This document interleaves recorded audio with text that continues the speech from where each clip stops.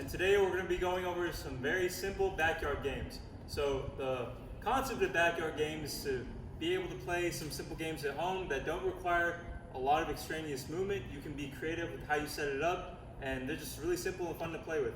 So with that being said, first we're going to start off with Can Jam. So with Can Jam, you want to start off with ideally 2 cans like this, and they'll look like this. And you'll notice that they also have slits in them too. That way you can throw the discs in. However, if you don't have these specific cans, you can always be creative and find your own buckets at home, but we'll go over that in a little bit. So first up, what we want to go over is the concept of the game. So when we're playing Can Jam, the idea is to try to get the disc either to hit the can itself or to get the disc into the can.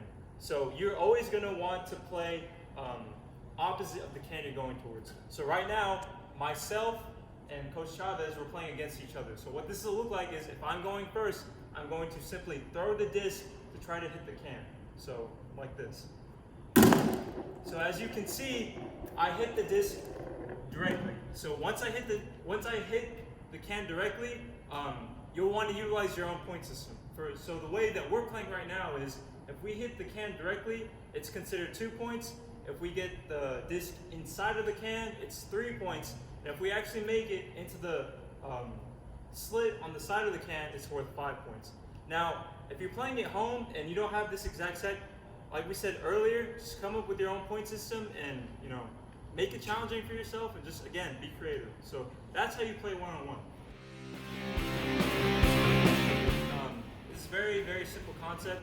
You would have 2 teams of 2, and so your teammates would actually be on separate sides. So right now, Coach Chavez and I are going to pretend to be on the same team, and he's going to actually help me assist the disc, trying to get it to either hit the can or get into it. All right, so when we're playing on teams or 2v2, and we're going over the scoring now, it's going to be a little different from when you play one-on-one.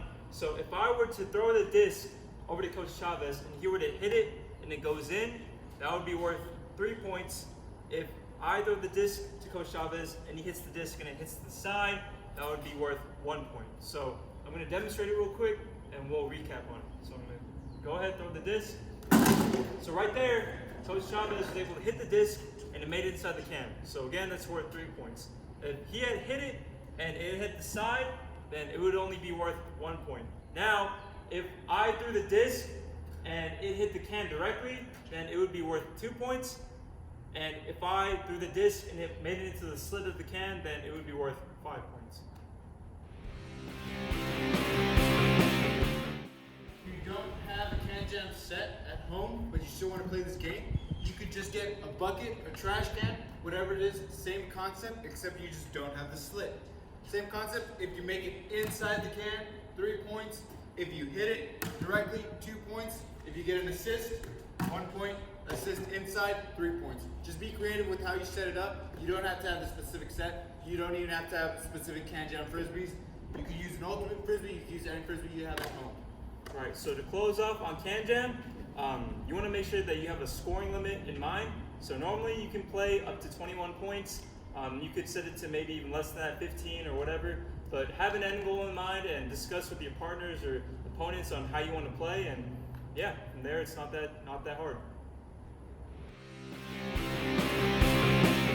Now we're going to be going over disc golf. So disc golf is pretty similar to regular golf, at least scoring distance-wise.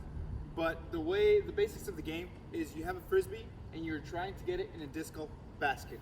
So these are our scoring baskets right over here. So these are disc golf baskets. If you don't have a disc golf basket, that's okay. You can make up your own scoring system. Just set up some cones, set up some markers, some sort of thing. The premise of the game is to throw in the least amount of throws to your target. You're trying to get it inside.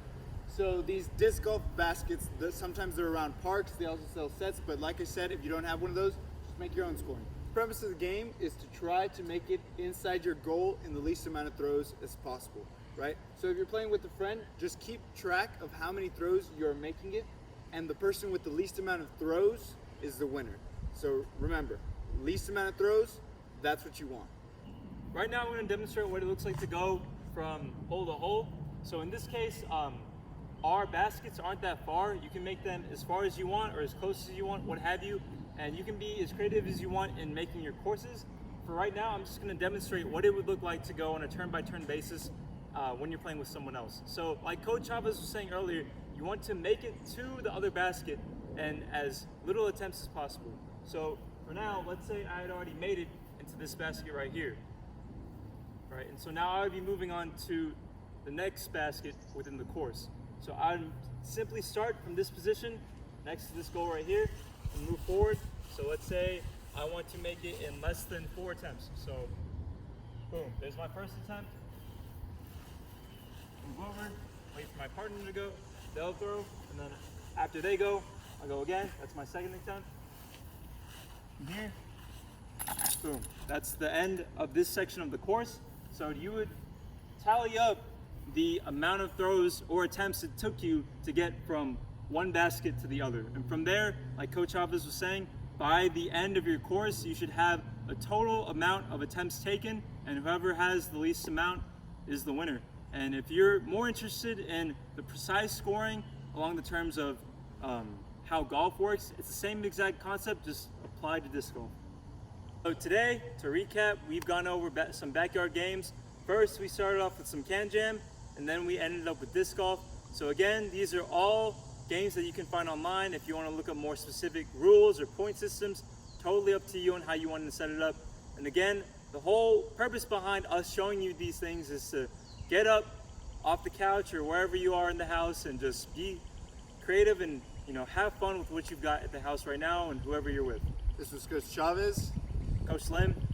and make it a great day. Go have some fun, guys.